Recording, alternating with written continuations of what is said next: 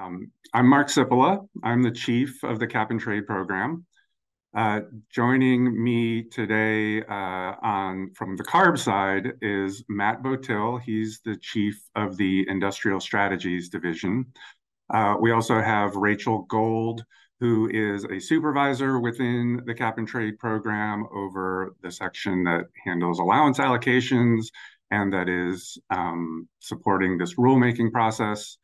And I'm going to hand it over now to Tamil Sultana, who is the staff leading the rulemaking process, and she will give a presentation this morning. And then we'll have the session is going to be a couple hours this morning, and then we'll take a lunch break and look to have an afternoon session where we dive into some more detailed topics. So, Camille. Thank you, Mark. So before we begin the presentation, I will go over a few logistics. This workshop is being recorded and will be posted to our Cap and Trade meetings and workshops page. We have until 11:30 allotted this morning, and we already have a great turnout with over 350 participants. And we would like to hear from as many commenters as possible, so we ask stakeholders to keep their feedback to no longer than 3 minutes and to submit longer comments in writing. Stakeholders will be able to submit written feedback online until October 26th at 11:59 p.m. Pacific time. You can find a link to submit feedback as well as all relevant documents, including this presentation, on our Cap and Trade meetings and workshops page. The objective of today's workshop is to continue the conversation on California climate policy and the Cap and Trade program. This morning, staff will present work that builds upon the allowance budget scenarios presented in our July workshop, including presentation of potential cap adjustment factors through 2030, EDU allocation, and post-2030 allowance budgets. Then we will review the environmental impact analysis process, after which we will take public comment until 11:30 this morning. We'll return after a lunch break at 12:30 with staff presentations on imported electricity emissions and biogenic emissions exemptions. The afternoon session will have opportunities for public comment after each topic. At the highest level, California's climate policies are determined by state legislation and executive orders. These statutes and directives establish both statewide greenhouse gas targets or sector-specific goals, which inform CARB's climate change scoping plan and individual policies and regulations. This slide helps to put the state's climate goals into perspective. The line graph on the left shows annual emissions from 2000 to 2020 and California's statutory greenhouse gas emissions reduction targets for 2020, 2030, and 2045. The greenhouse gas emission inventory shows that California achieved the 2020 AB 32 target of returning to 1990 emissions levels in 2014 and has remained below the target through 2020. In 2016, the legislature called for a 40% reduction in emissions below 1990 levels by 2030. And recently, in 2022, AB 1279 established two goals: to reduce anthropogenic greenhouse gas emissions by 85% by 2045 compared to 1990 levels, and to achieve carbon neutrality no later than 2045, meaning that for whatever emission sources exist at that point, there is an equivalent or greater amount of natural or technological carbon sinks. This ambition is evidenced within the 2022 Scoping Plan Update, which identifies a need to accelerate the 2030 target to 48% below 1990 levels to be on track to meet AB 1279 goals. As incorporated into the Scoping Plan scenario, this increase in ambition from 40 to 48% relies on CCUS, direct air capture, and the availability of renewable hydrogen. Each scoping plan is a high-level document spanning all sectors to lay out a comprehensive framework of how the pieces of the state's climate strategy, including regulations, incentives, and carbon pricing, fit together. Since the adoption of the first scoping plan in 2008, Carbon pricing, in the form of a cap and trade program, has been a part of California's successful portfolio approach to achieving the state's greenhouse gas emissions reduction targets, and it will remain critical as we work toward carbon neutrality. The program is rooted in AB 32, passed in 2006. AB 32 not only set a greenhouse gas emissions reduction target for 2020, as discussed earlier, it also authorized a market based approach for reducing emissions. The program achieves this by establishing an economy wide declining cap on statewide greenhouse gas emissions from industrial facilities, in state and imported electricity generation, and transportation and building fuel use. Overall, the program covers about 80% of emissions in the AB 32 greenhouse gas emission inventory. CARB creates allowances equal to the cap each year, with the cap set according to California's greenhouse gas reduction goals. Each allowance is equal to 1 metric ton of carbon dioxide equivalent. Because the cap declines, fewer allowances are created each year, and overall emissions decrease over time. This helps establish a steadily increasing price signal, which facilitates addressing the lowest cost reductions first. Long term, the cap and trade program provides a price signal to invest in cleaner technologies. Additionally, the cap and trade program is often the sole funding source for the California Climate Investments Program and also has provided 90% of state funding for the AB 617 Community Air Protection Program since program initiation. California Climate Investments is a statewide initiative that invests proceeds from the sale of state-owned allowances into programs that help reduce greenhouse gas emissions and improve public health and the environment in California. Through May 2023, over 74% of the $9.8 billion implemented has been directed to priority populations, including disadvantaged communities, low-income communities, and low-income households. Cumulatively, CCI projects have reduced an estimated 98 million metric tons of carbon dioxide equivalent and over 85,000 tons of criteria air pollutants. From clean transportation to affordable housing and sustainable communities, waste diversion to conserving or restoring natural and working lands, and more, the diversity of California climate investments program types reduce greenhouse gas emissions and provide benefits to Californians across the state. The infographic shows just some of the many benefits California Climate Investments is providing over project lifetimes, including funding for over 400,000 zero emissions and plug-in hybrid vehicle rebates, conservation or restoration of over 900,000 acres of land, and the planting of 200,000 urban trees.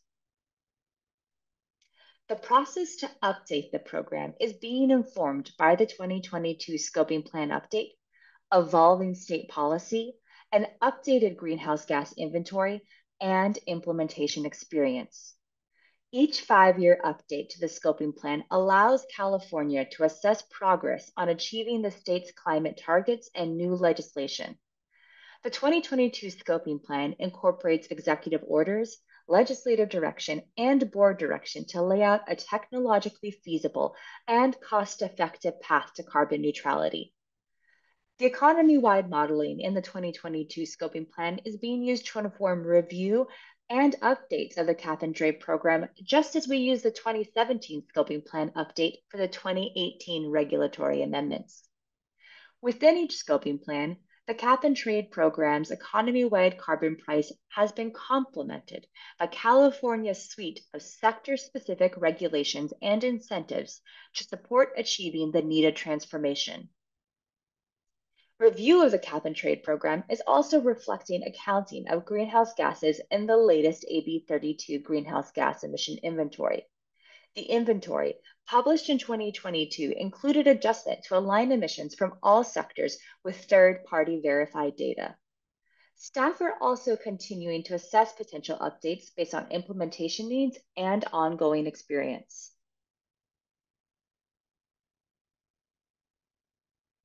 With that backdrop, we will now continue discussion of the potential 2021 through 2030 allowance budget scenarios originally introduced in our July workshop. This slide shows the Cap and Trade Program annual allowance budgets through 2030 and how allowances are distributed to the market.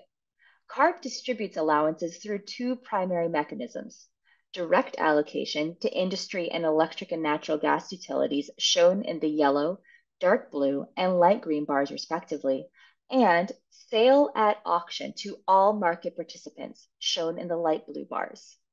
Additionally, a small percentage of the allowance budgets are placed into the price containment reserve, the dark gray bars at the top. As discussed in our July workshop, CARB staff are now evaluating a range of allowance budget scenarios for 2021 through 2030. The process and methods in the current evaluations are informed by and build upon cap setting and budget evaluation work in the 2010, 2016, and 2018 rulemakings. This slide illustrates the general framework for the specific allowance budget scenarios CARB has introduced. The chart at left illustrates the trajectory of 2021 through 2030 annual budgets as specified in Table 6.2 of the current regulation. CARB staff are evaluating hypothetical adjusted annual budgets for 2021 through 2030, shown in orange bars, that are supportive of state climate policy. Each hypothetical scenario declines linearly from 2021 through 2030, with the reduction from current annual budgets shown in the hashed bars. Each hypothetical scenario for 2021 through 2030 determines the cumulative reduction achieved by potential adjusted annual budgets, which only alter future annual budgets for years 2025 through 2030 in Table 6.2 of the regulation. This framework enables a total 2021 through 2030 allowance budget supportive of state climate policy while adjusting 2025 through 2030 annual budgets. CARB staff have developed a 2021 start point for the hypothetical allowance budget scenarios described as the adjusted inventory scenario. The adjusted inventory scenario reflects impacts of updates to the greenhouse gas emissions inventory on the 2017 scoping plan reference scenario. The adjusted inventory scenario uses the 2017 scoping plan reference scenario adjusted downwards by approximately 13.7 million metric tons CO2e to determine the 2021 start point. This approach builds upon the methods used to originally establish 2021 through 2030 allowance budgets, but reflects recent updates to the greenhouse gas emission inventory. For more details on this method, please refer to our July 27th staff presentation. This slide presents the three 2030 cap endpoints used in the hypothetical allowance budget scenarios relative to the current 2030 allowance budget. The 40% by 2030 scenario is consistent with the existing 2030 target in statute, reducing emissions by 40% from 1990 levels, and evaluates the impact of reflecting recent adjustments made to the AB 32 greenhouse gas emission inventory. The 40% by 2030 scenario is informed by the increased ambition that the 2022 scoping plan modeling indicates is needed to be consistent with achieving carbon neutrality by 2045. The 55% by 2030 scenario will help illustrate an upper bound on ambition for 2030. The specific endpoints of 199, 173, and 149 million metric tons CO2e corresponding to the 40, 48, and 55% scenarios are calculated by multiplying the 1990s emission level by program coverage of AB 32 emission sources and the reduction target for the scenario. This figure highlights how the start and end points for each hypothetical scenario determine the 2021 through 2030 cumulative reduction. For each of the three scenarios, CARB budgets decline linearly from the 2021 adjusted inventory starting point to the specific 2030 endpoint. In this figure, we illustrate a 2030 endpoint of 173 million allowances associated with the 48% reduction level below 1990 target. For each hypothetical scenario, the 2021 through 2030 cumulative reduction from the current budgets is the sum of the hashed blue bars. For the 48% scenario, the cumulative reduction is 265 million allowances, as shown here. This slide shows the estimated cumulative allowance reduction from the current 2021 through 2030 budgets for each of the three endpoints in 2030. For the 40, 48, and 55% reduction scenarios, the cumulative reductions are approximately 115, 265, and 390 million allowances. This slide illustrates how the 2021 through 2030 cumulative reduction determined by each hypothetical scenario could be achieved by changes to future budgets that could be adopted into the regulation.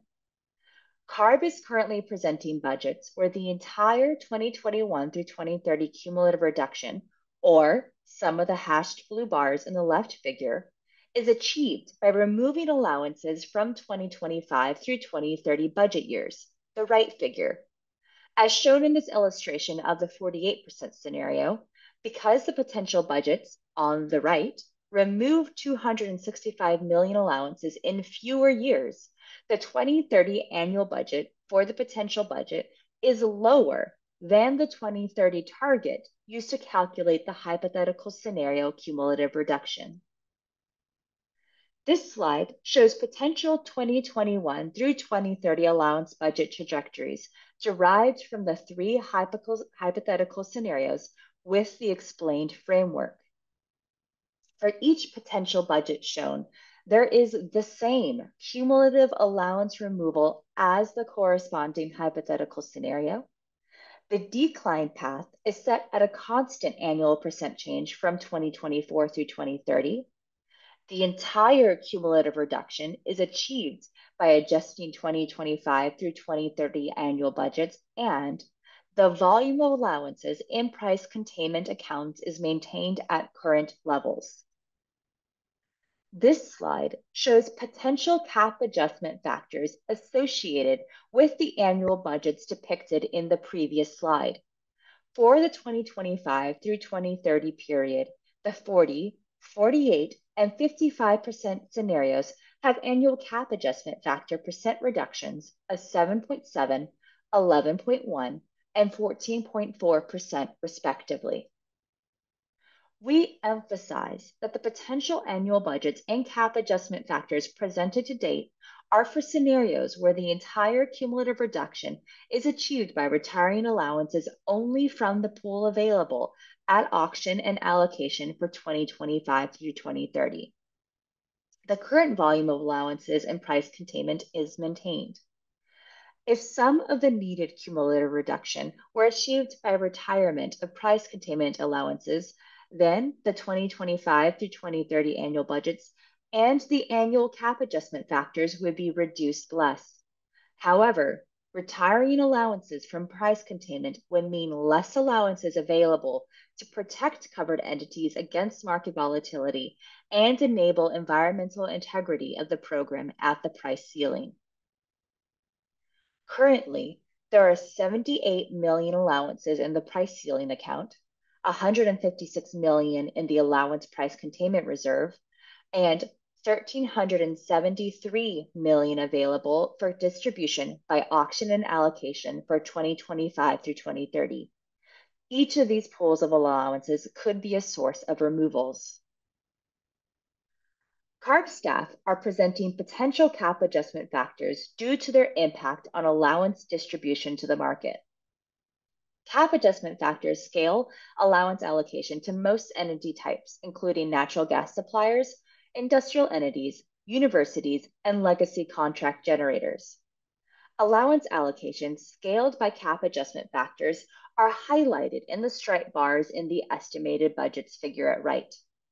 Electrical distribution utility allocation, or EDU allocation, shown in the dark blue bars, is not scaled by the cap adjustment factor in the regulation.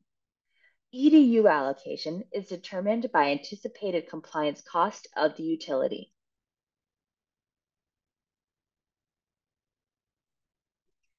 In response to the June and July cap and trade workshops, CARB received at least 30 public comment letters speaking to general allowance budgets. The majority of comments supported increased ambition for the program, and many specifically supported increasing stringency to at least the 48% scenario. CARB has received limited and mixed feedback on which pools to retire allowance from to achieve the reductions. In the longer term, there is broad and consistent support for the program to endure post 2030 for market stability and to support long-term decarbonization investments, particularly during this critical period of funding availability from the federal government. CARB continues to encourage feedback on allowance budget scenarios as we seek to align the program with the 2022 Scoping Plan update and state climate goals, including decarbonization by 2045. We now move into a discussion on updates to electrical distribution utility, or EDU allocation. As previously mentioned, updates to the overall annual allowance budgets and cap adjustment factors do not impact EDU allocation.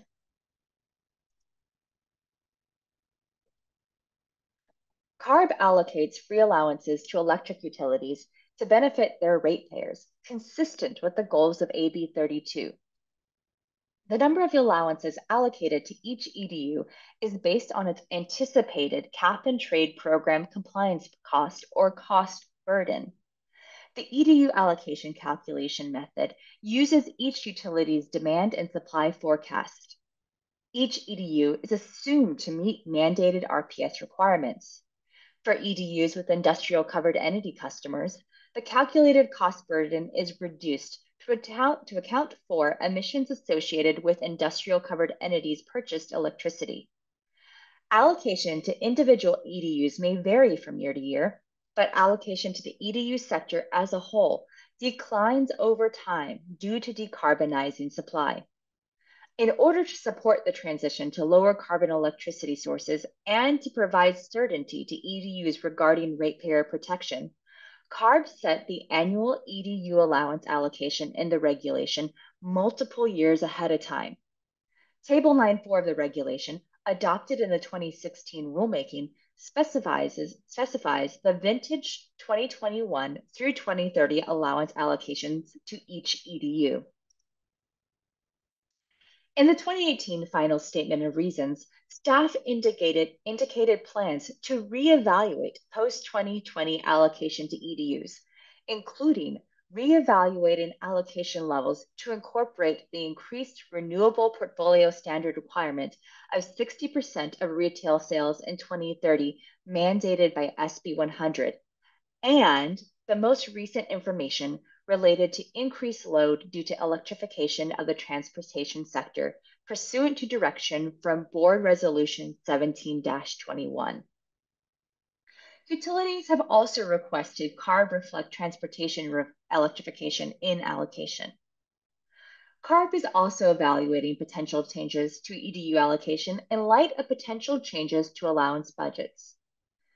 Staff is currently evaluating updates to the EDU allocation calculation to align with the SB 100 RPS target, revised Integrated Resource Planning, or IRP targets, and newly available California energy demand and EDU supply data from the California Energy Commission's 2022 IPER, its main annual planning report. The Integrated Resource Planning targets were updated by the Scoping Plan Update Board Resolution 22-21. Resolution 22-21 established a revised IRP planning target range for total electricity sector emissions of 30 to 38 million metric tons CO2e in 2030. On this slide, you can see an illustration of two potential sector-wide EDU allocation scenarios relative to the current regulation on the left. The middle bar represents a scenario based only on updating the 2030 RPS percentage with no other updated data inputs. The right bar represents a full update, reflecting updated demand and supply forecasts in addition to the increased RPS percentage. Updated demand forecasts better reflect expected transportation electrification demand.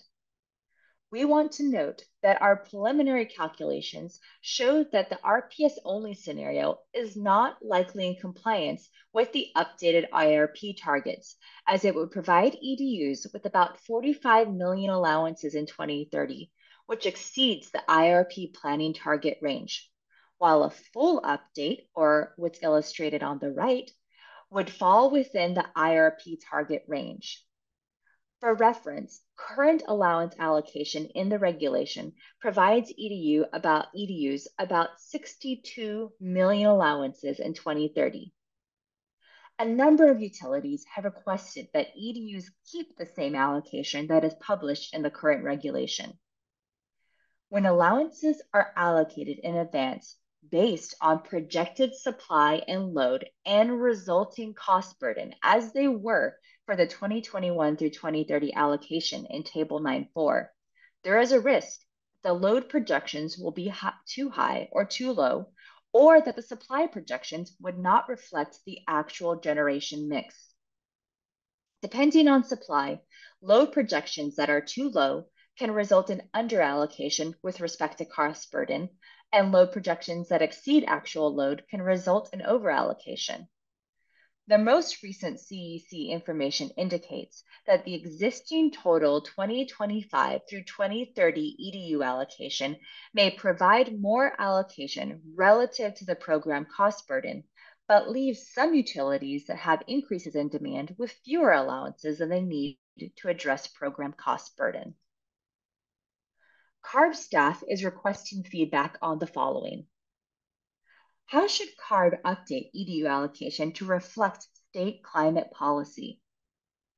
S2 forms are not available for all EDUs, including Bear Valley, Needles, Liberty, Pacificor, Stockton, Surprise Valley, and Western Area Power Administration, or WAPA. And some supply forms are confidential, such as Modesto and SMUD. What data source should CARB use for these utilities? S2s are not available for a majority of community choice aggregators, or CCAs, and some supply forms are confidential. What data source should CARB use for CCAs? CARB highlights that CCA load and supply is incorporated into each applicable IOU's allocation and provided to all CCA customers on an equal basis as IOU customers. Several EDUs from small and large hydro in their S2. Is disaggregated data available for these EDUs?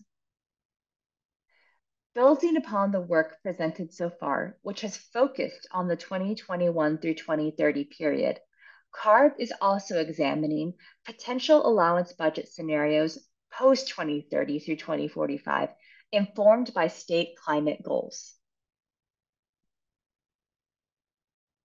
This slide shows CARB's method for establishing a 2045 allowance budget consistent with the AB 1279 target to reduce anthropogenic greenhouse gas emissions by 85% below 1990 levels no later than 2045.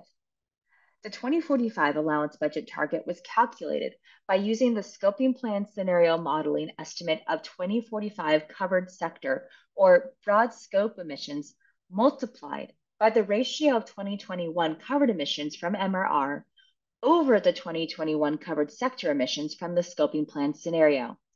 This method is consistent with the method for calculating the 2020 cap in the initial 2010 rulemaking. With this framework, a 2045 allowance budget consistent with a statewide 2045 85% reduction target is 30.3 million allowances. The calculated 2045 allowance budget is 47% of the 2045 statewide legislative target, resulting from an increasing share of non-covered sources in AB 32 emissions. All post-2030 allowance budget scenarios in development have an endpoint of 30.3 million allowances in 2045. CARB staff are still considering the impact of 2031 starting points for the post-2030 budgets. Option 1 for establishing the start point is an emission target framework. Here, the 2030 start point value for each of the three scenarios would be consistent with its emission reduction target in 2030. The annual budgets would decline linearly from the scenario to the 2045 endpoint. These 2030 starting points are highlighted in the figure at right and are the same 2030 endpoints utilized to develop each hypothetical 2021 through 2030 scenario. With this method, the 2021 through 2045 cumulative budget is determined by the overall 2030 emission reduction target. Option 2 is the allowance budget method, where the 2030 start point for each scenario is equal to its 2030 allowance budget for the selected 2021 through 2030 scenario.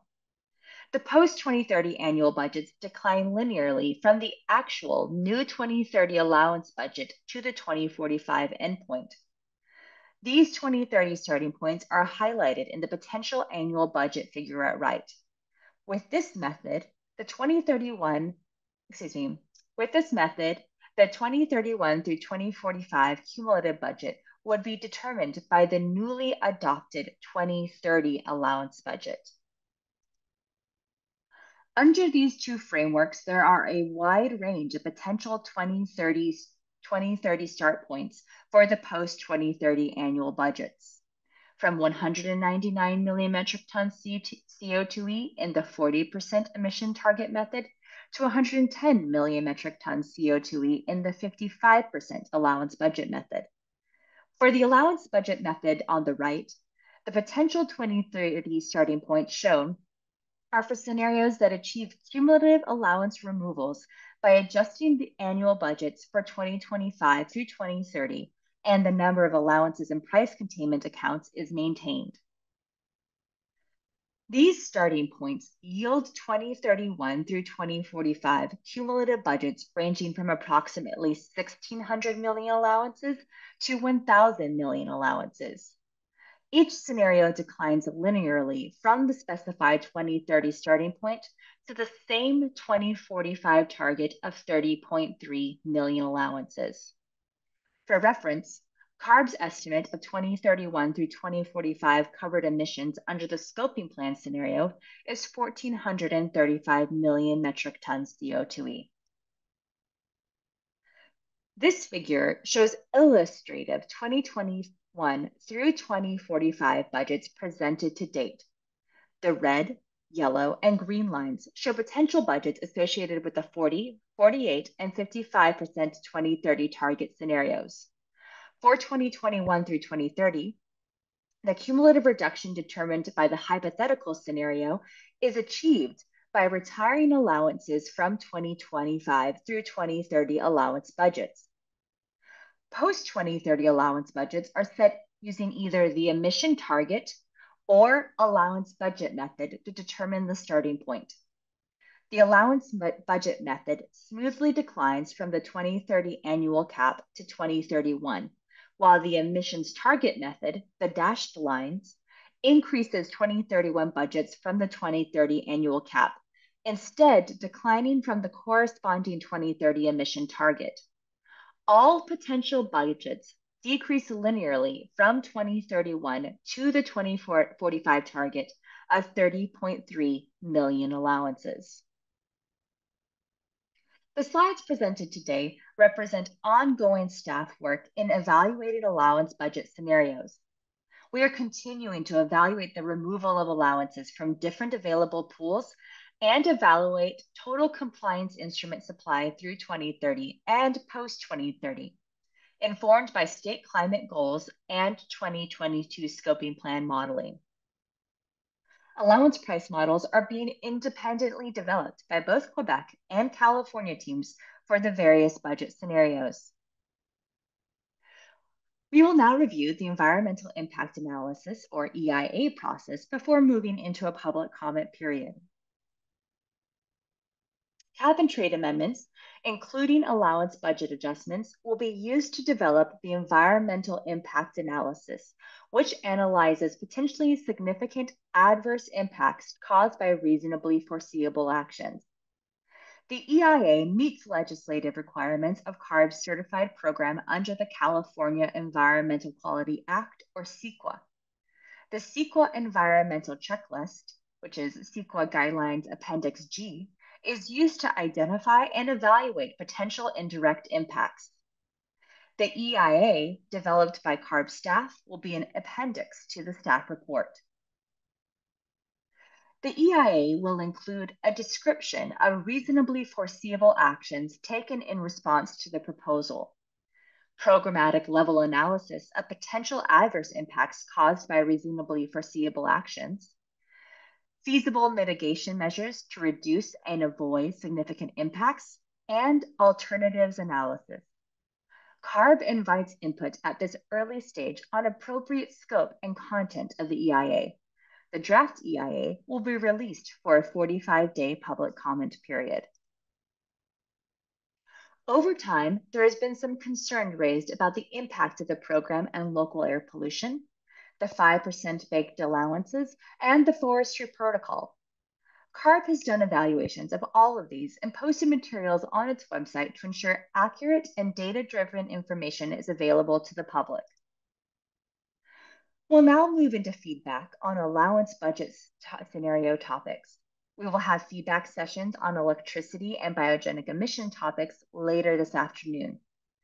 As a reminder, if you'd like to share feedback or ask questions, please use the raise hand function, which should be located on the toolbar at the bottom of your Zoom window as shown. When staff calls your name and activates your audio controls, please click the unmute button. Proceed to introduce yourself and your affiliation, and provide your comment. We are limiting comments today to 3 minutes to accommodate as many people as we can. Please reference the timer on the top right of the slide, which will be there shortly, for time remaining. Our plan is to close public comment by 11:30 a.m. Stakeholders will also be able to submit written feedback online until October 26th at 11:59 p.m. Pacific time. You can find a link to submit feedback as well as all relevant documents on our Cap and Trade meetings and workshops page. With that, I will now pass things to my colleague, Cypress Figueroa, who will be facilitating the public comment session. Good morning, everyone. Thank you for joining us for today's workshop. We will now begin the public comment session. Our first commenter is Michael Scavarla.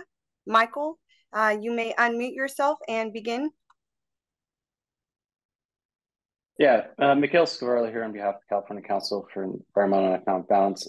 Just want to extend our appreciation for staff for this workshop and the work that's gone into this.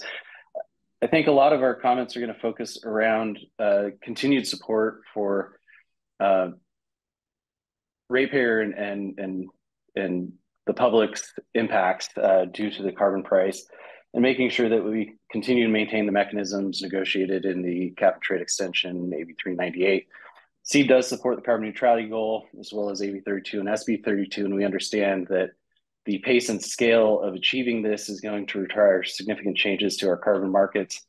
To that end, I want to highlight that staff did indicate this requires putting steel in the ground on projects such as CCUS, renewable hydrogen, et cetera.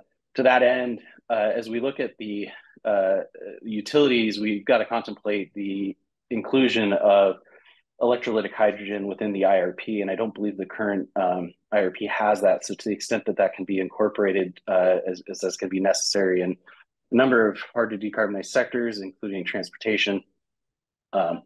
Additionally, we want to make sure that the ratepayer protections stay in place going forward, as the impacts of the cap and trade rulemaking in 2025 or coming into play in 2025 will also hit at the same time as the LCFS.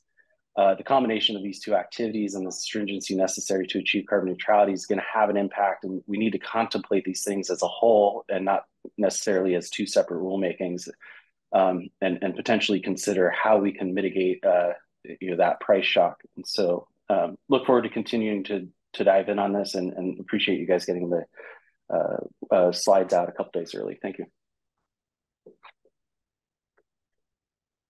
Thanks, Mick.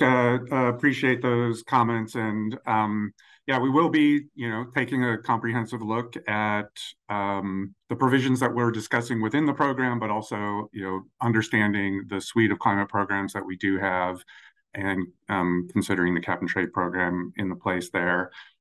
Also, appreciate your comments and feedback related to actually getting projects moving and in the ground. And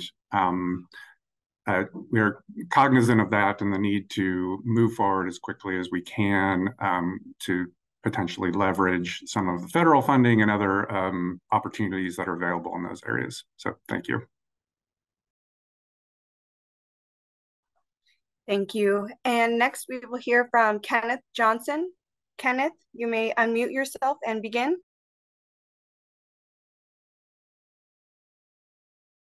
I'm with Climate Reality Project, Silicon Valley chapter.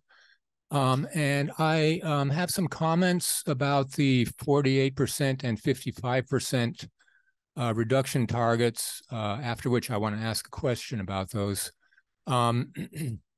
So the 55% target, I think, was proposed by the governor last year, probably based on what Europe was doing, although I think the EU has subsequently increased their target to 62%.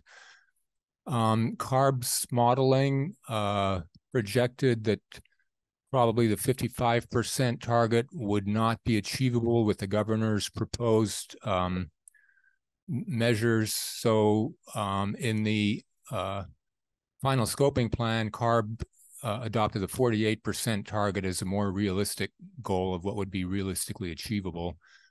Now, the scoping plan presented some economic data on projected costs for the 48% target, followed by the longer-term 85% target in 2045. So, for example, in 2035, at which point we'd be at about a 60% reduction level, the projected economic cost amounts to 0.2% of personal income relative to the reference scenario under which personal income is about 20%, I think, higher than it is currently.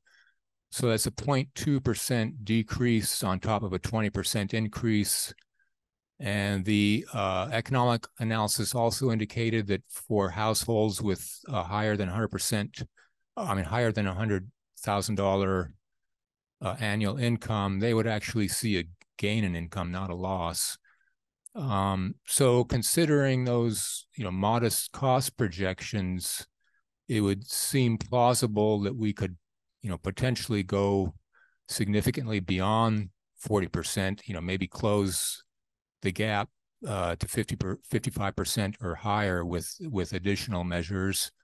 And when I say we could potentially do that, I'm not just talking about CARB. I'm talking about, all of us, individuals and corporations taking actions to reduce their carbon footprint, cities and counties acting through their climate action plans.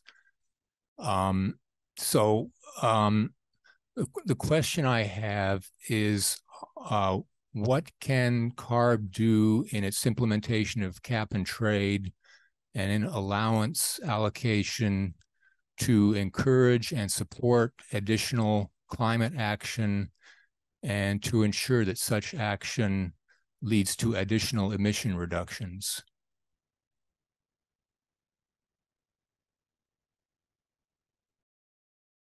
Hey, Ken, thanks for your question and connecting it back to the scoping plan. So I do want to highlight that as part of the scoping plan development, the board approved the 2022 scoping plan update to achieve carbon neutrality by 2045. That's what we were really aiming for. And there was a number of measures that were included in that scoping plan across all sectors of the economy. So this includes things like full implementation of our zero emission vehicle regulatory actions, both in the light duty, medium, and heavy duty space, things like VMT reductions, building decarbonization strategies for ramping up cleaner and alternative fuels in the transportation space, industrial decarbonization efforts, work on aviation. There was a broad suite of actions that were identified in the scoping plan that was approved by the board.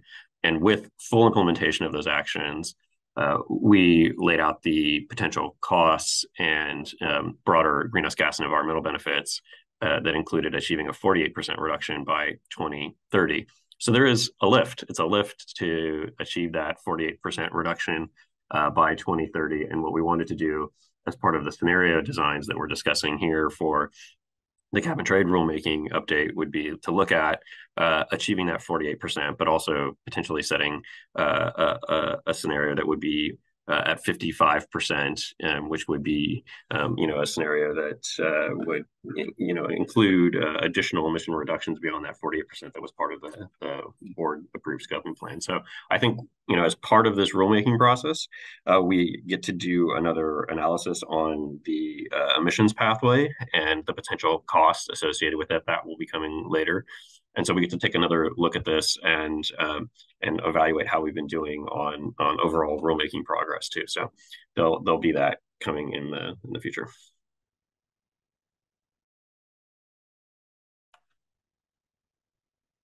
Thank you. And next we will hear from Katie Schneer. Katie, you may unmute yourself and begin your comment.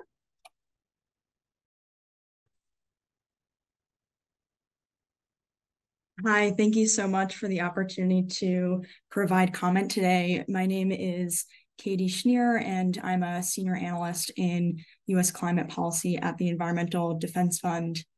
EDF is excited to see the progress in these workshops, and we appreciate CARB holding these in-depth workshops as opportunities for public engagement. We applaud CARB for evaluating strategies to tighten the emissions cap and urge CARB to move forward with a cap adjustment that achieves at least a 48% reduction in greenhouse gas pollution by 2030, as laid out in the 2022 climate change scoping plan.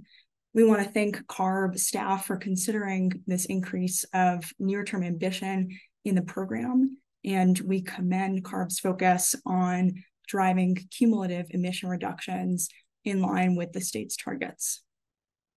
As CARB takes its next steps in this process, we want to emphasize the importance of pursuing ambitious pathways that result in accelerated near-term emissions reductions.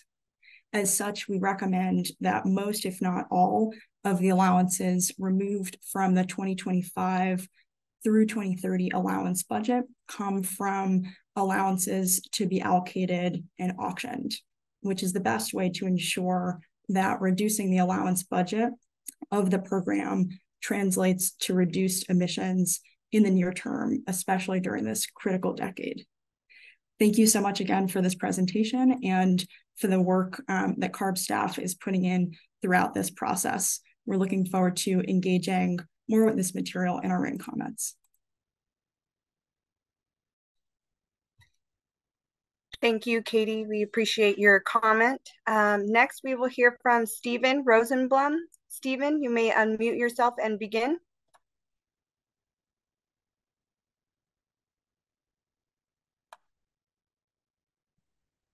Good morning. My name is Stephen Rosenblum. I'm a member of Climate Action California, and I'd also like to thank the staff for the huge amount of work that they've done to try and understand the carbon reduction problem that we're facing. I'd like to take a step back from all the details that were presented this morning and talk about the general issue of climate change that we're all trying to solve here. And we expect and are seeing that California intends to be a leader in this area. And because climate change is occurring now, we're seeing it happening, we need to be sure that our model assumptions reflect reality. When any computer model is based on the quality assumptions that go into it. And we'll hear about some of those assumptions later on today and tomorrow, but I don't want to comment on them for the moment. But if we take the pessimistic assumption that some of the things that we've assumed have been wrong, and say by 2028 or so that we realize we're not going to meet our goals because the climate is continuing to warm and more disasters are occurring at a higher rate.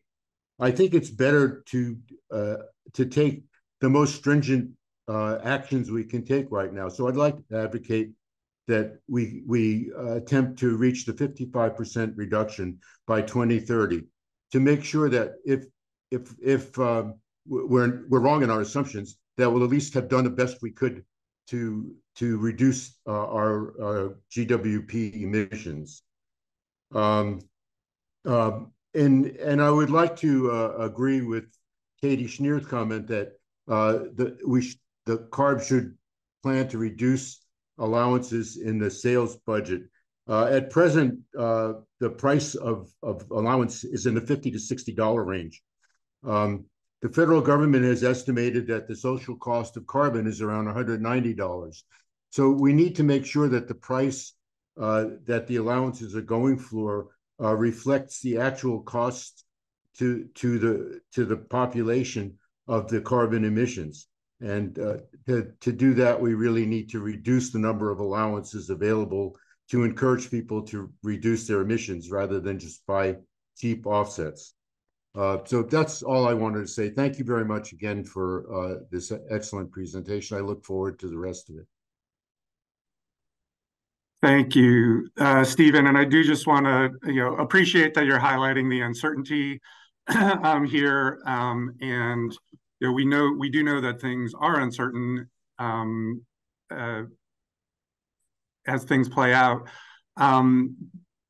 Appreciate your note on costs. I just want to make one quick correction where our prices are in the more $30 to $40 range over the last several months. But I also want to highlight the need for our considerations to keep in mind the statutory requirements that we're under from our authorizing legislation in AB 32, not only to minimize leakage associated with the program, but to consider technologically feasible options and approaches that are the most cost effective. So these are things that we continue to balance as we move forward.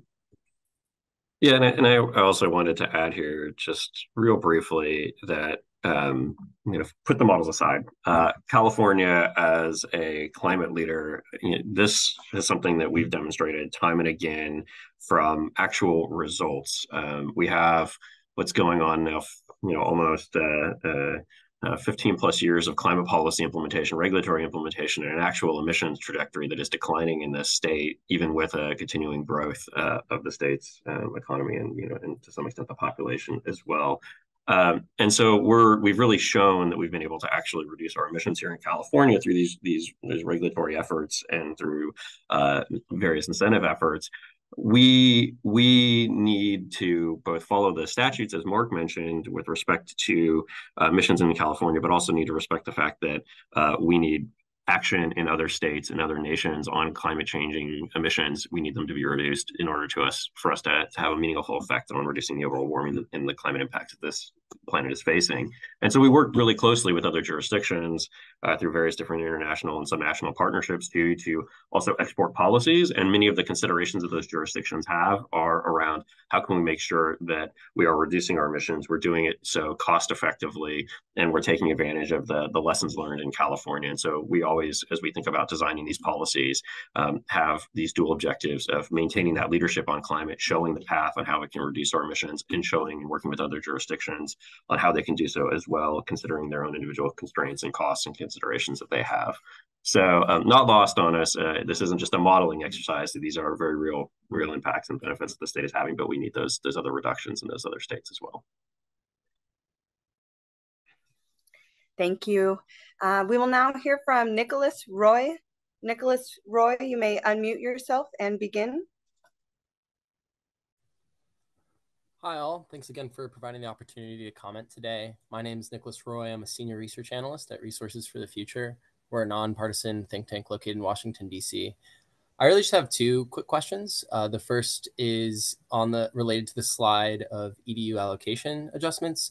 Are those values going to be published in a table anywhere?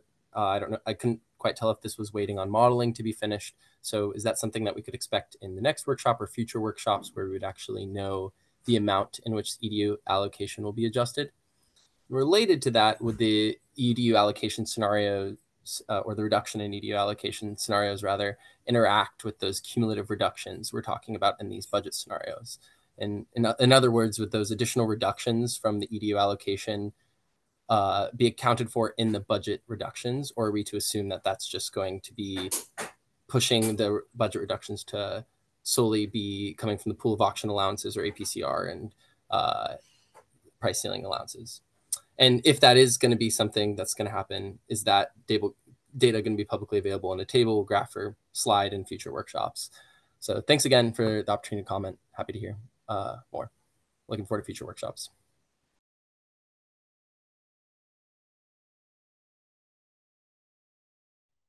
Thanks for that, Nicholas. Those are calculations we're looking through related to the electric utility allowance allocations. Those cost burden calculations that we do are quite detailed utility by utility. We have 54 utilities in the state, and they're each individualized so that they're under development. There are things that we track, and we will, at some point in making a proposal, be able to present those. We're not at that point right now. I will indicate, I think as highlighted during the presentation by Camille, the calculation approach for the electric utility allocation is really somewhat independent of the allowance budgets. It is based on a cost burden approach based on the supply and demand that each utility faces. And we do have a lot of information on our webpage about that, how that has been done historically. And that's the model that we anticipate using going forward. And I'll hand it off to Rachel Gold, who oversees this more closely, if she has information to add to that. No, I think you covered it, Mark, but if there are additional comments or thoughts about how we should approach EDU allocation and revising EDU allocation given our overarching goals and changing data, please do submit them. We look forward to your written comments.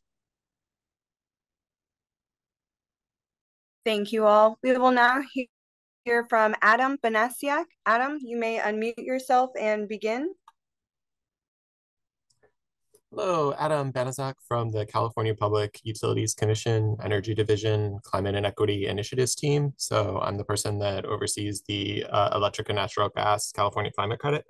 I have two questions. I guess the first one is for the total amount of allocated auction allowance proceeds that are available to fund things such as the California Climate Credit and also programs like SOMA, so multifamily affordable housing, is really the product of the amount of allowances that are allocated and also the price they sell at auction.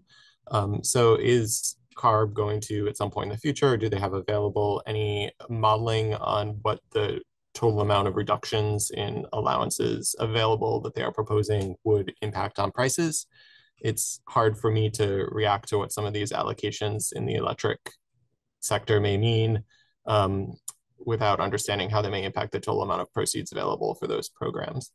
And then the second question I have was on CCAs, and that is just they were such a smaller part of California in 2015. They're much a bigger part of California's landscape now in 2023. Can CARB quickly say how they accounted for CCA load and generation in the 2015 projection of the allowances allocation?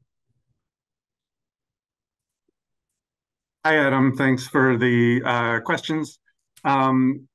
Regarding the overall impacts to things like climate credits and availability for some of the green tariff and solar on multifamily housing programs and others, we will be looking at that.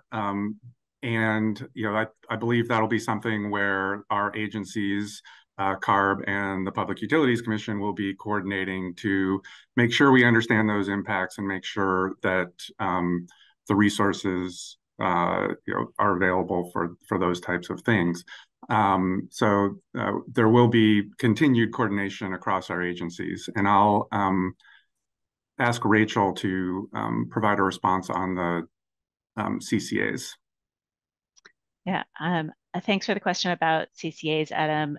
In the 2016 rulemaking, we were using 2015 data. There was very limited CCAs at that time, but that load and supply essentially gets incorporated into the relevant distribution utility, the relevant IOUs allocation. So it's a very straightforward process, and those amounts are fully covered for CCAs, and we can follow up offline. Thanks all. Next, we will hear from Claire Bredenich. Claire, please unmute yourself and you may begin your comment. Good morning. Can you hear me? Yes. This is Claire Bredenich from the Western Power Trading Forum. I really appreciate the information you provided today. We're not in a position yet to provide feedback on your budget scenarios. I think we're going to want to look at those very closely. But I do have a couple of questions around allowance prices. The first is I noticed that you noted that Quebec and CARB will be conducting separate modeling, or I presume it's separate modeling, but two independent models. So I have two questions about that. One, are your modeling of prices going to be modeling the effects of California, or are they going to be looking at the effects of reduced budgets for both the California and Quebec programs? And if so, are we assuming equivalent levels of emission reductions in the Quebec program? The second question I have is, as part of this analysis to evaluate more ambitious allowance budgets over time, are you also potentially considering a change in the price tiers for the allowance price containment reserve? In other words, potentially escalating those tiers in line with the enhanced ambition? Thank you.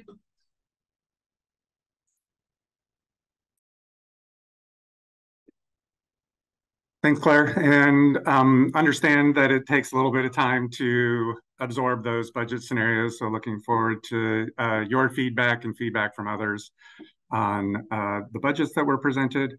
Related to the modeling, just to set the stage, California has a contract leveraging some former modeling done by University of California that we are kind of broadening out to look at some economic impacts and pricing associated with these budget changes. The Quebec Ministry of Finance has a similar, differently formulated model, but with the goal of providing and looking at some of the same type of information. Those are both looking at the joint programs. We are a joint market, and so need to consider the markets together in that modeling. Quebec is not contemplating changes to their level of ambition for 2030 as California is, but the two programs do need to be considered together for both for both modeling efforts. So what that means is Quebec really does need to be aware of the budget proposals that we are proposing as we've laid out here so that they can incorporate that kind of thinking into their modeling. Related to reserve tier prices, that's an interesting question of whether we should be looking at that. And I think some of the modeling that we will have from University of California and from the Quebec Ministry of Finance could help inform that discussion. But I don't have any additional information on that right now.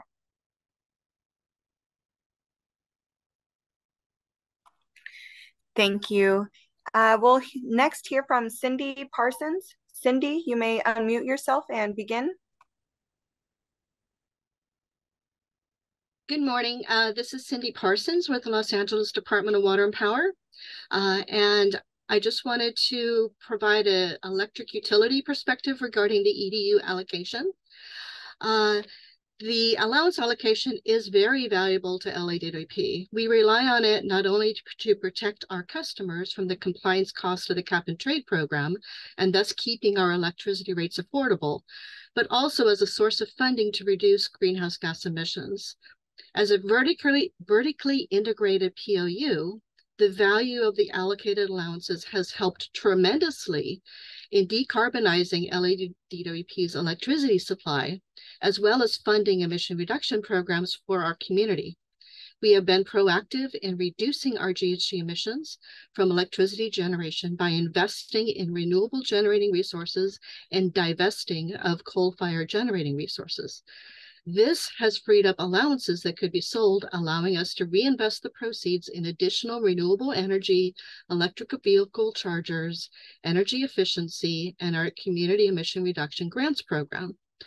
This reduce and invest cycle is how cap and trade was intended to work, and the program has proved to be successful so far.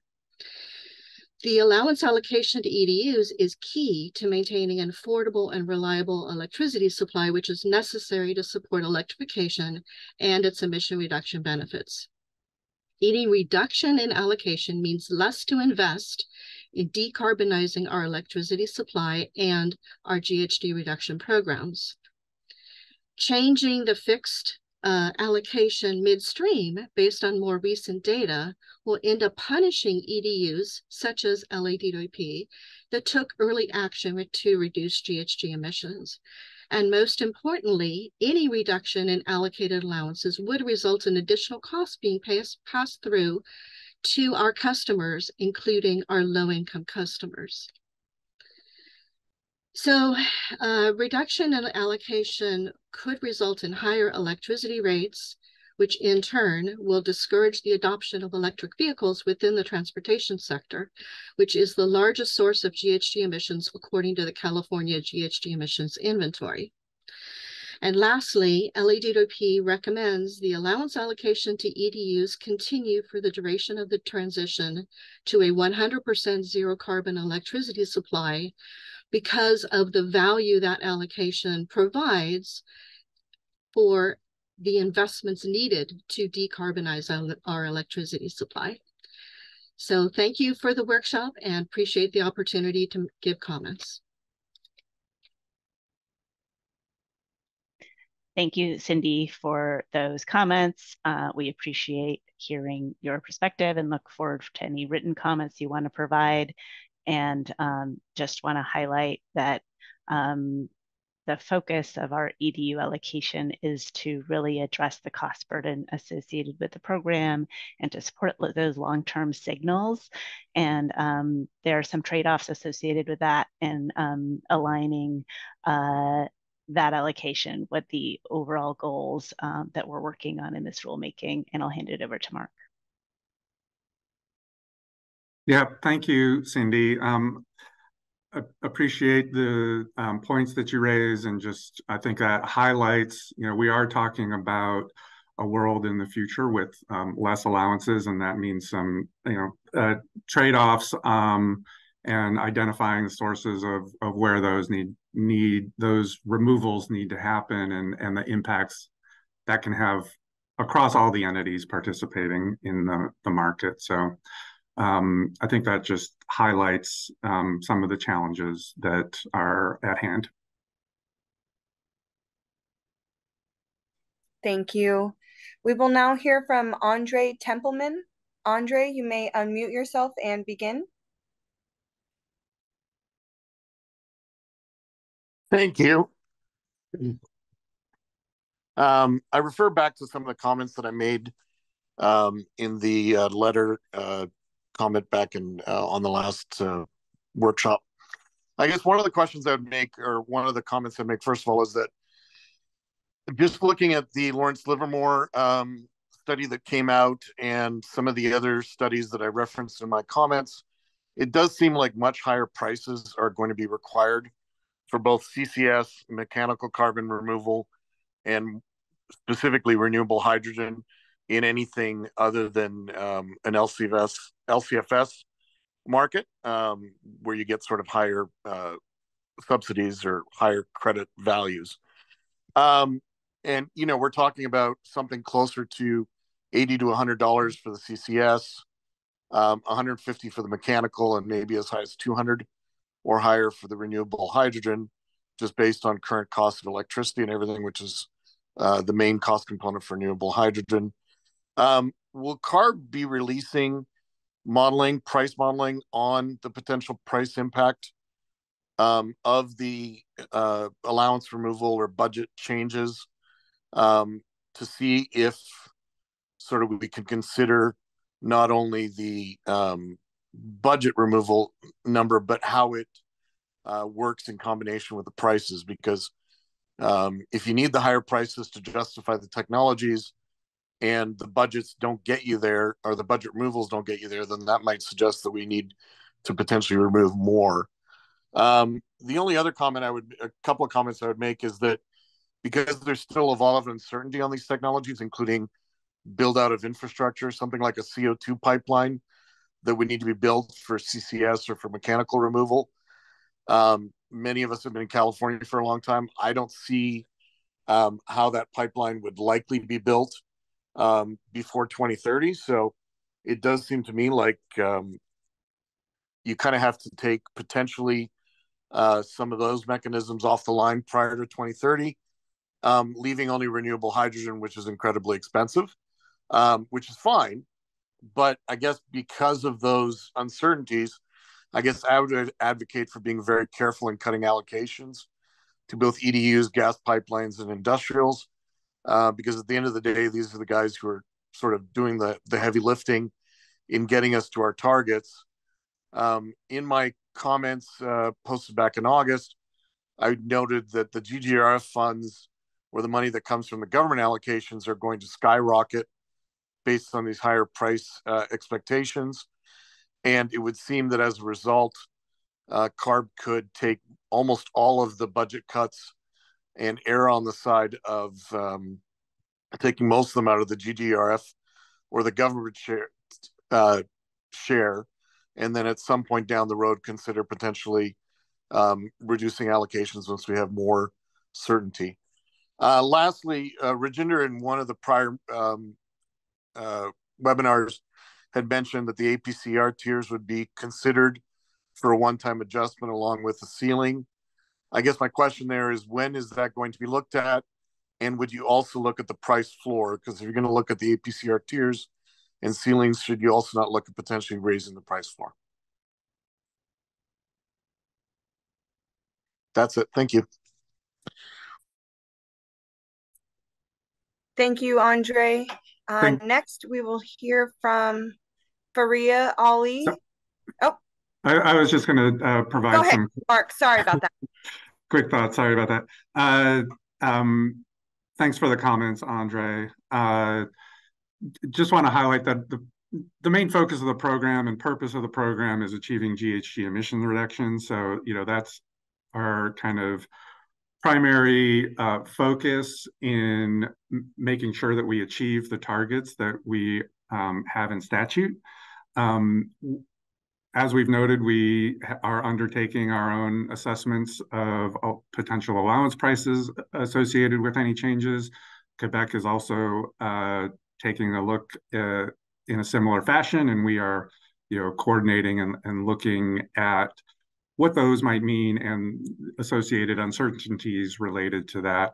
But I'll also point out, we, with any proposal, are required to do a full economic assessment along with assessing any alternatives.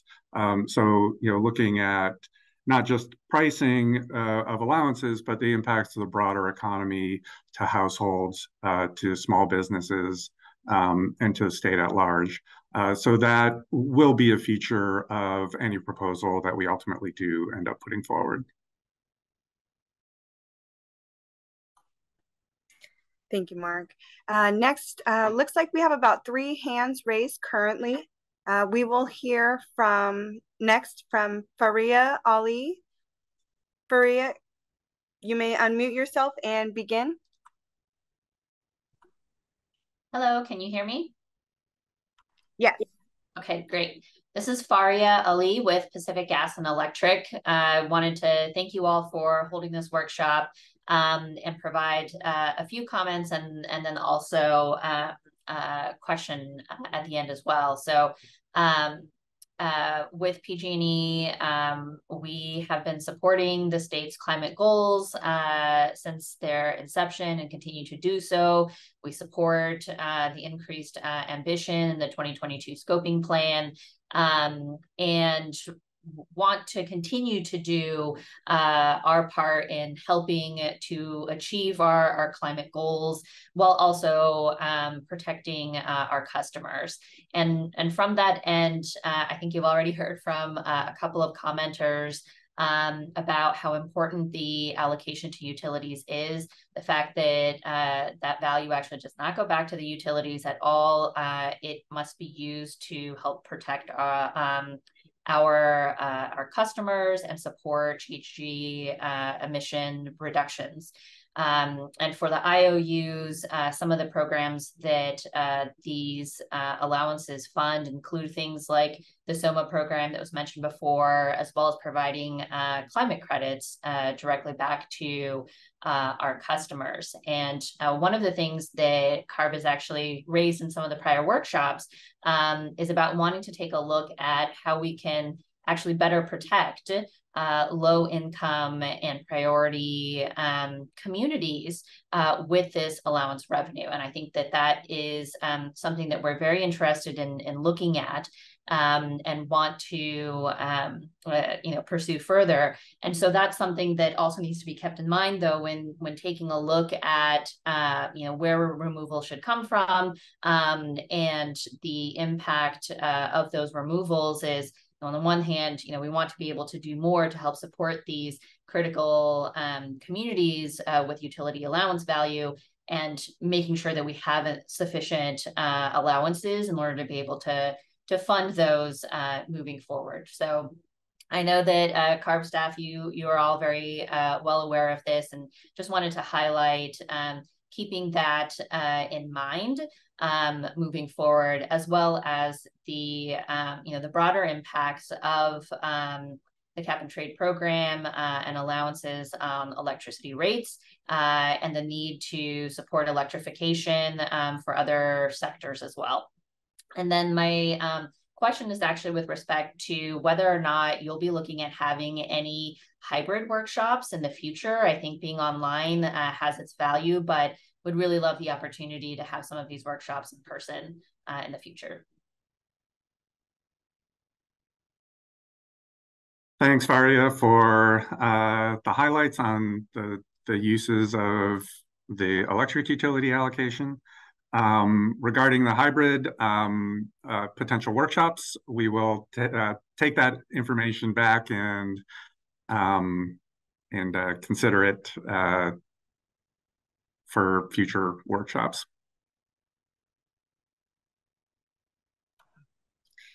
Thank you. We will now hear from Marissa Hagerman. Marissa, you may unmute yourself and begin. Hi, everyone. Thank you for the opportunity to comment today, and thanks, CARB, for all your hard work on this. I'm Marissa Hagerman speaking for myself today, and I just wanted to ask how CARB is factoring in other factors into their modeling for allowance budget. In particular, the federal government is sending down quite a bit of money through the BIL, including, production tax credits for hydrogen hub money, CCS money, and other funds. And I'm curious to know if you're going to include those cost factors in your analysis for allowance budgets moving forward. Thank you.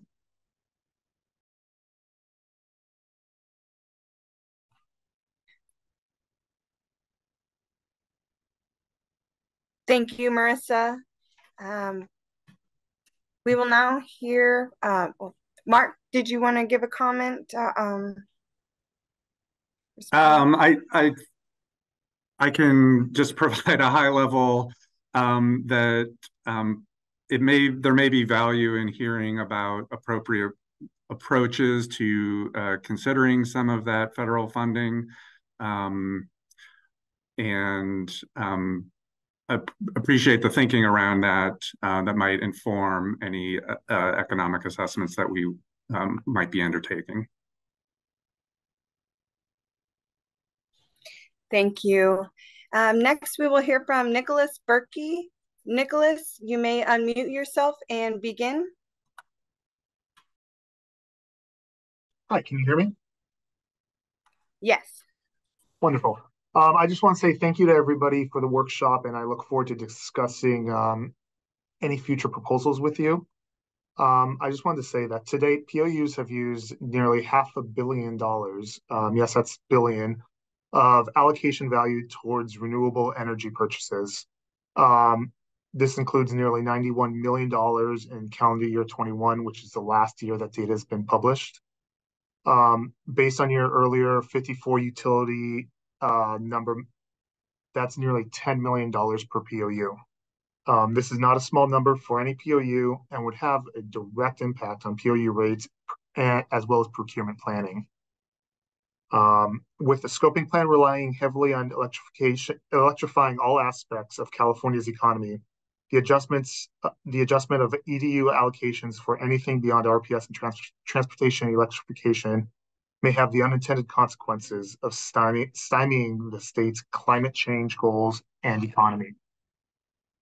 Keeping electric rates affordable is key in achieving these climate goals, lowering GHG emissions across all sectors, as well as preventing leakage of emissions to other states.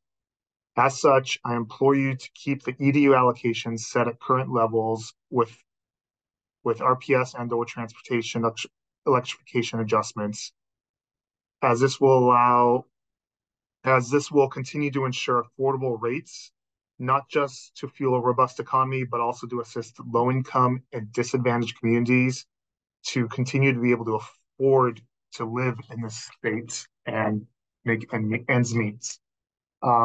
Again, just thank you very much for this workshop today, and I look forward to working with both CARB and other stakeholders on this topic going forward. Thank you, Nick. We appreciate the comments and look forward to any specific written comments you'd like to share as well. Thank you. We will now hear from Clayton Munnings. Clayton, you may unmute yourself and begin. Hi there, Clayton Munnings, co-founder of Elevate Climate. We're carbon market experts dedicated to the design, implementation, and assessment of ambitious and equitable carbon markets. Elevate Climate convenes the California Carbon Markets Collaborative, which brings together diverse stakeholders to discuss and examine key program design features of the California carbon market. And I have the following comments today, informed by my academic work on these markets. First, I applaud CARB for building out allowance budget scenarios for 2031 to 2045, which starts to clarify the role of the program beyond 2030. More clarity provides more benefits to Californians through more predictable and stronger incentives to invest in emissions-reducing projects today. It is worth noting that further clarity in post-2030 allowance budgets provides the certainty and credibility necessary for investors to stack carbon market incentives on top of the once-in-a-generation funding that is now available from the Federal Inflation Reduction Act. In short, a strong post-2030 cap-and-trade program would supercharge the impact of new federal subsidies to accelerate decarbonization efforts and projects within California. Second, I would advise a degree of caution on comparing allowance prices to specific price points. This is a cap-and-trade program rather than a carbon tax program, which brings in some subtle nuances. For example, it's complex to compare directly to the social cost of carbon, since complementary policies lower allowance demand and therefore lower allowance price, and California has quite a few complementary policies. As another example, I view it as complex to target allowance prices to hit specific technological outcomes for a couple reasons. First, the whole point of a carbon market is to change and lower and flatten the marginal abatement cost curve. So these price points may change specifically because of the market. And second, for some technologies that were mentioned previously, the cap-and-trade program doesn't have to do all the work. There are incentives and regulations to, encourage the deployment of certain technologies.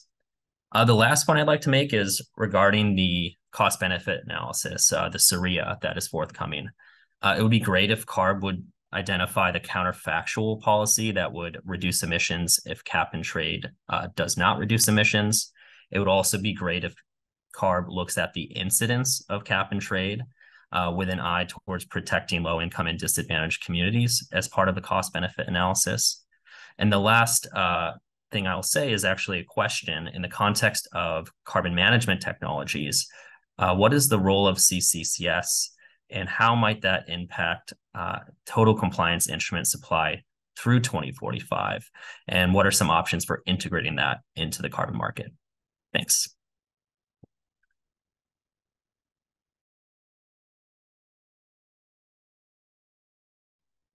Excuse me. Thank you, Clayton, and thanks for all the thinking you've done around this area and for the specific comments. Looking forward to your written comments and everybody else's written comments also.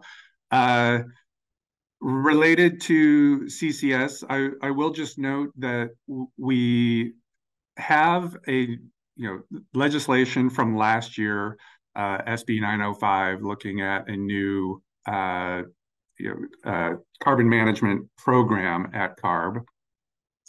That is currently being built, and looking at so we don't want to get far ahead of that discussion.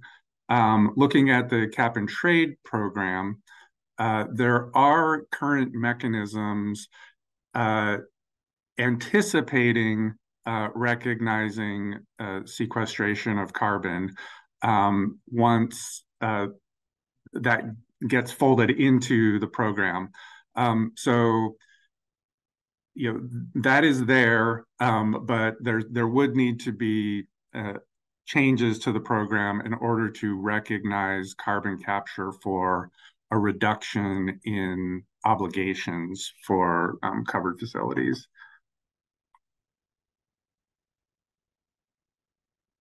Hey, yeah, thanks, Mark. And this is Matt Botill again. Maybe I'll just jump in for a second and just flag that we have initiated the 905 process. We held a workshop with a number of the sister agencies that are part of SB 905 about a month and a half ago now, in the midpoint of August. Encourage folks to look at that public material on our website.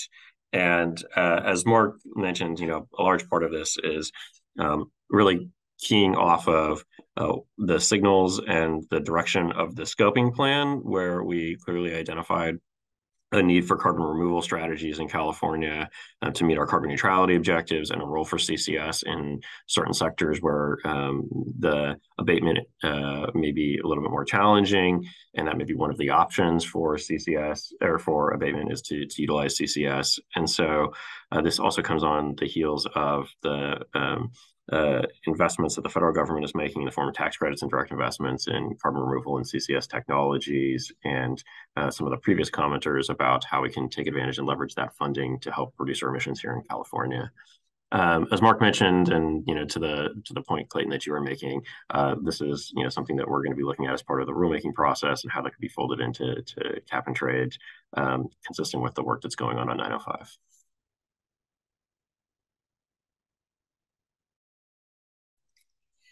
Thank you. We will be closing our comment period at 11:30 this morning. It looks like we have one hand raised currently. So if you would like to give a comment, please be sure to do so. Raise your hand before we end the comment period at 11:30. We also encourage your written feedback and comments on our workshops page. And next we will hear from Austin Avery. Austin, you may unmute yourself and begin. Good morning. This is Austin Avery from Turlock Irrigation District, and my comments are largely going to back up comments made by Nick Berkey from Anaheim and some of these others from the publicly owned utility community. So TID appreciates the opportunity to speak at today's workshop and provides these comments as the POU that serves as its own balancing authority area here in California. Concerning EDU allocations that we've discussed on slides 26 through 28, TID would recommend that CARB revisit allowance allocation changes for utilities such as TID during the 2026 through 2028 timeframe. The reason is twofold. First, when you rate till 2026 through 2028, it gives CARB a better assessment of how the cost and feasibility of nascent emerging industries, which are going to impact allowance market pricing, such as CCS and green hydrogen production, is developing. Secondarily, when you push this to 2026 through the 2028 timeframe, what this does, this wait and see approach, ensures ratepayer protection for those communities that are disadvantaged and low income in a POU service territory. The reason why is because entities like TID are going to be able to retain the ability in the present allowance value to meet the needs of those in our disadvantaged and low-income communities through the various pathways in which allowance usage is currently permitted to us. TID wants to be a trusted partner with CARB in reducing GHG emissions. We're committed to these goals, giving us the ability to retain our present allowance value up until that 2026 to 2028 timeframe gives everybody the ability to holistically look at what's working and what's not, while also ensuring ratepayer protection for those in our most vulnerable and disadvantaged communities. Appreciate the opportunity to comment and look forward to working with ARB staff as we move forward.